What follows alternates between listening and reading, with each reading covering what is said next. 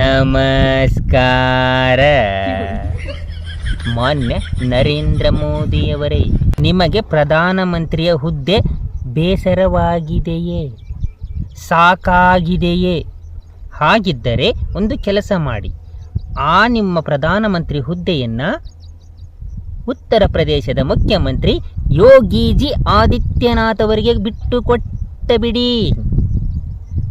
ಯಾಕೆಂದರೆ ನಿಮಗೆ ಒಂದು ಫೋರ್ಸನ್ನು ಹೇಗೆ ಬಳಸಿಕೊಳ್ಳಬೇಕೆನ್ನುವ ಕನಿಷ್ಠ ಜ್ಞಾನವು ಇಲ್ಲದೆ ಹೋಗಿರುವುದು ಭಾರತದ ದುರಂತ.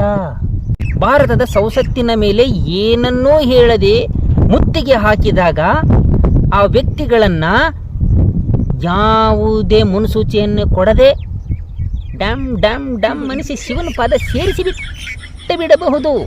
ಅದನ್ನು 1975ರಲ್ಲಿ ಇಂದಿರಾ ಗಾಂಧಿ ಮೇಡಮ್ ಅವರು ಎಷ್ಟು ಚೆನ್ನಾಗಿ ಮಾಡಿದ್ದಾರೆ ಗೊತ್ತೇ? ಸಂಸತ್ತಿನಲ್ಲಿ ನ್ಯಾಯ ಕೇಳಲು ಹೋದ 60 ಜನ ಸಾಧು ಸಂತರನ್ನು ತಿಗಣೆ ಹೊಸಕ ಹಾಕಿದ ಹಾಗೆ ಡಮಡ್ಡ ಮನಸ್ಸು ಬಿಸಾಕಿ ಬಿಟ್ಟರು ನಮ್ಮ ಇಂದಿರಾ ಮೇಡಮ್ ಅವರು 1975ರಲ್ಲಿ.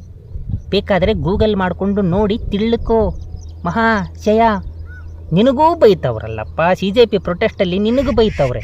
ನಿನಗೆ ಬೈದರೆ ನೀನು ಬೈಸಿಕೊಳ್ಳಬಹುದು, ನೀನು ಬಿಡಬಹುದು. ಆದರೆ ಅವರು ಬೈತಾ ಇರುವುದು ನಮ್ಮನ್ನೆಲ್ಲರನ್ನ ಹಗಲು ರಾತ್ರಿ ನಿದ್ದೆಗೆಟ್ಟು ಕಾಯ್ತಾ ಇರೋ ಮಿಲಿಟ್ರಿ ಆರ್ಮಿ ಬಗ್ಗೆ ಬೈತಾ ಇದ್ದಾರೆ. ಅವರು ನೀಟ್ ಬಗ್ಗೆ ಏನು ಮಾತಾಡ್ತಾ ಇಲ್ಲ, ಮಿಲಿಟ್ರಿ ಬಗ್ಗೆ ಬೈತಾ ಇದ್ದಾರೆ.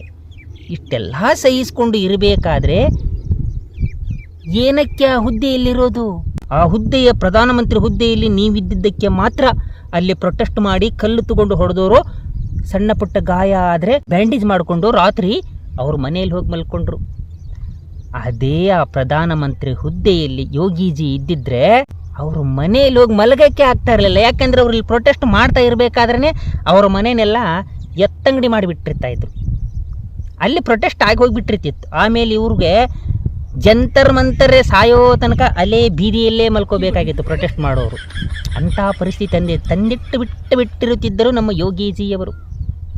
ಅದಕ್ಕೆ ನಿಮಗೆ ಬೇಸರವಾಗಿದ್ದರೆ, ಪ್ರಧಾನಮಂತ್ರಿ ಬೇಸರವಾಗಿದ್ದರೆ, ಫೋರ್ಸನ್ನು ಬಳಸಿಕೊಳ್ಳೋದು ಗೊತ್ತಿಲ್ಲದಿದ್ದರೆ ದಯಮಾಡಿ ಪ್ರಧಾನಮಂತ್ರಿ ಹುದ್ದೆಯನ್ನು ಯೋಗಿಜಿಯವರಿಗೆ ಕೊಟ್ಟುಬಿಡಿ, ಕೇಳಿಕೊಳ್ಳುತ್ತಿದ್ದೇನೆ.